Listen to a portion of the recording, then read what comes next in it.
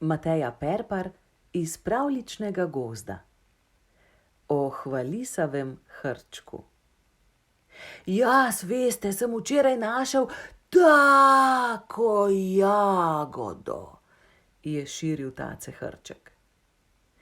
Prebivalci gozda so začeli zavijati z očmi in se razhajati. Zbrali so se bili na sestanku o jagodičevju in lešnikih.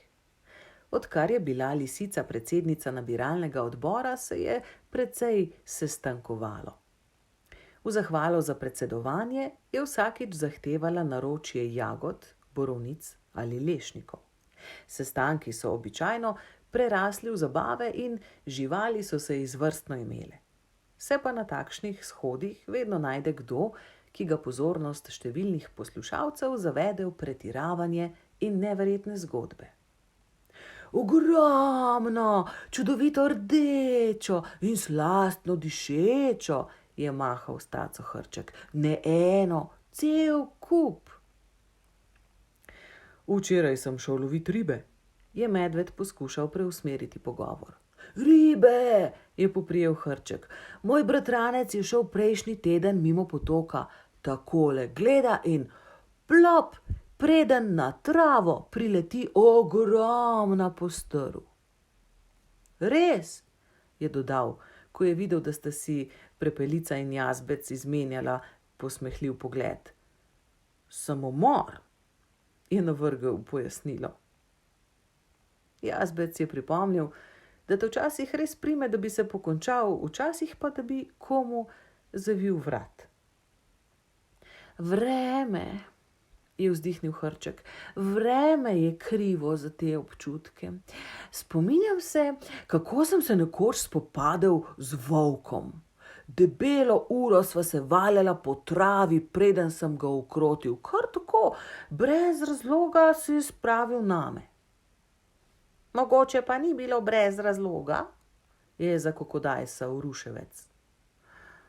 Najbrž je bila kriva polna luna, se je zamislil hrček. Spominjam se namreč, kako sem istega dne zjutraj šahiral z merjascem.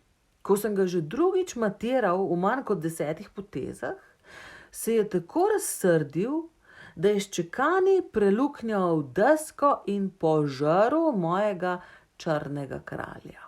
Premagal sem ga, čeprav sem imel črne figure, je dodal. Pogledi poslušalcev so se znova srečali.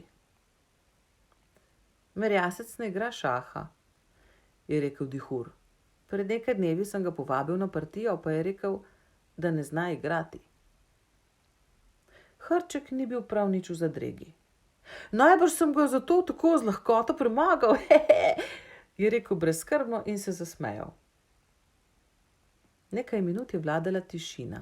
Le jazbec je z levo zadnjo taco od časa do časa podrsal po tleh. Tišino je prekinila veverica, ki je zamrmrala, da gre, ker mora skuhati kosilo. Izvrstno kuham, se je pohvalil hrček. Včeraj sem naredil čudovite hruškove cmočke. Kako pa veš, da so bili čudoviti, se vendar živiš sam, je zanimalo poljskega zajca. Vem, da so bili čudoviti, ker sem jih vse pojedel, se je odrezal hrček. Pogovor je spet zamrl. Udeleženci sestanka so že skoraj vsi odšli. Na koncu so ob mahovnatem štoru ostali samo še zajec, Dihur, ruševec, medved in hrček. Stali so okoli štora in molče zrli v tla. Čez čas se je medved odkašljal in se popraskal za levim ušesom. Hrček ga je pogledal.